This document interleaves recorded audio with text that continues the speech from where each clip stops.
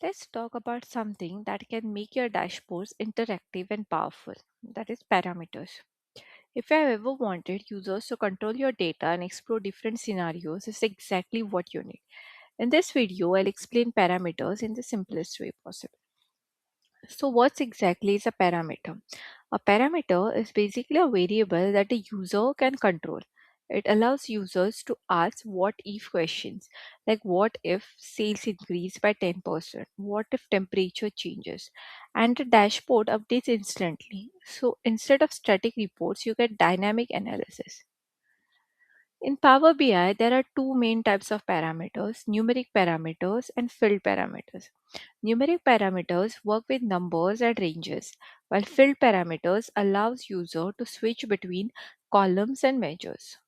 Both are extremely useful depending on your use case. Let's start with numeric parameters. These allow you to create a range of values. For example, you can create a parameter from -20 to 120. Users can then move a slider and see how results changes. This is commonly used for forecasting, simulations, and what-if analysis. So field parameters, this allows users to switch between fields dynamically. For example, switch between sales, profit, and quantity. Change dimensions in visuals. This makes your reports more flexible and interactive. Creating a parameter is very simple. Go to the modeling tab. We'll just see this in a practical example as well. So first we have to go into the modeling tab in Power BI and click on new parameter and set your range of fields, and Power BI will automatically create it for you. What happened behind the scenes is that Power BI creates a new table, uses something called generate series, and automatically adds a slicer. So users can interact with the parameters directly on the report.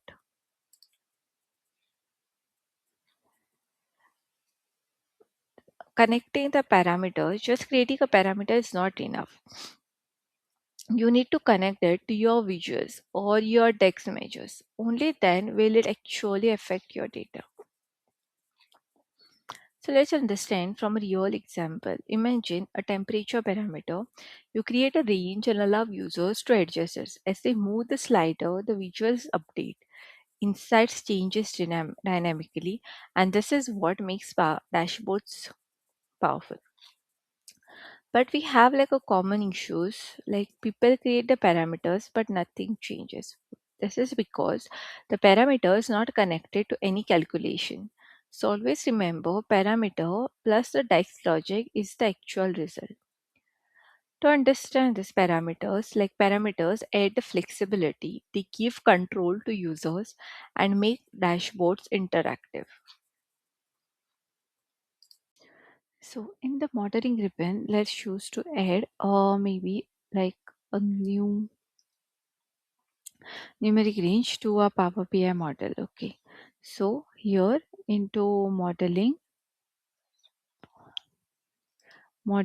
and then we have to click onto new parameters and then numeric range. Okay.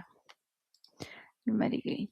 So here we have this like different parameters, and we'll just name the parameter name to temperature ranges. To temperature.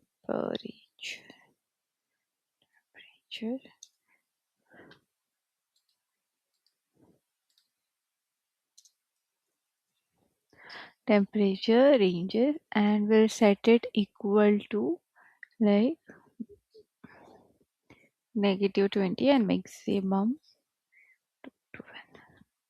So we have this to -20 and maximum to 12 to 120, and we'll just click on create.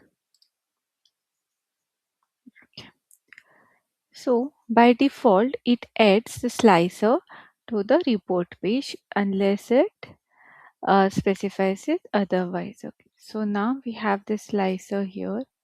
Okay, and so when we adjust through the slicer, it doesn't do anything or update anything because we kind of don't have within our Power BI model any data like that is created. We have not like kind of connected anything to it yet. So because of it, it's not given the formula. So if we look at formula here, then it is like it consists of a table created with a generated series function between the value ranges and the increment that we set up. Okay, so like it has generated a series from negative 20 to 120, and it has like a increment that is set to 1. Okay, so we also see that within this table there is a measure that uses a selected uh, value function that we have it. So let's just see, just open this. See, there's a measure that uses the selected value from this to extract the selected value. In this case, the selected temperature range is the slicer that is being used. So let's add we'll just try to add maybe um a multi-row cart. Sorry, just add it here. A multi-row cart,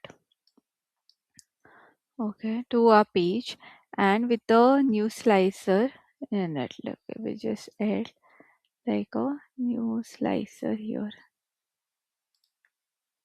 Okay, temperature range values. Okay, so we can have it. So you can see whatever the ranges that we are specifying to convert it into degrees Celsius. We can, and we'll do this by creating another measure. Okay, so as we have seen earlier, so this example will be like kind of based onto the temperature that is in Celsius, and we'll try to convert it into Fahrenheit, right?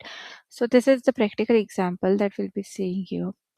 So now if you're able to see this temperature ranges, whatever the ranges we are selecting it out here, it is automatically getting updated into this multicart, right? So now let's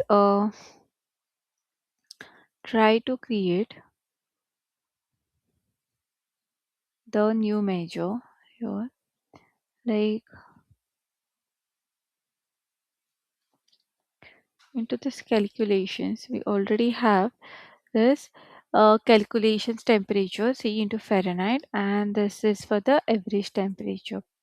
Okay, so now we'll add one more measure here. Okay, to temperature range values, and we'll name it like temperature range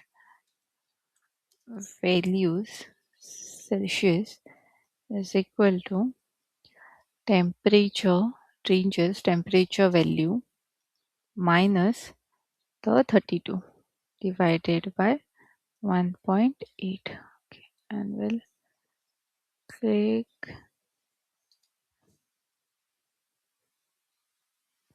enter here. Okay, and we'll drag this into a newly created multi-individual card.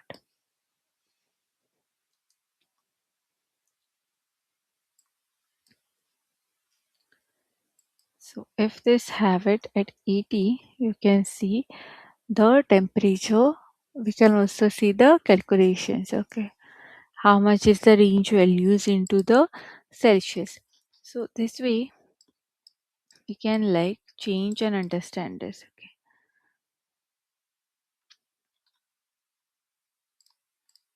so hope you guys have understood this video, how we can like kind of convert from degrees to Fahrenheit and Celsius to Fahrenheit and use it into our Power BI reports.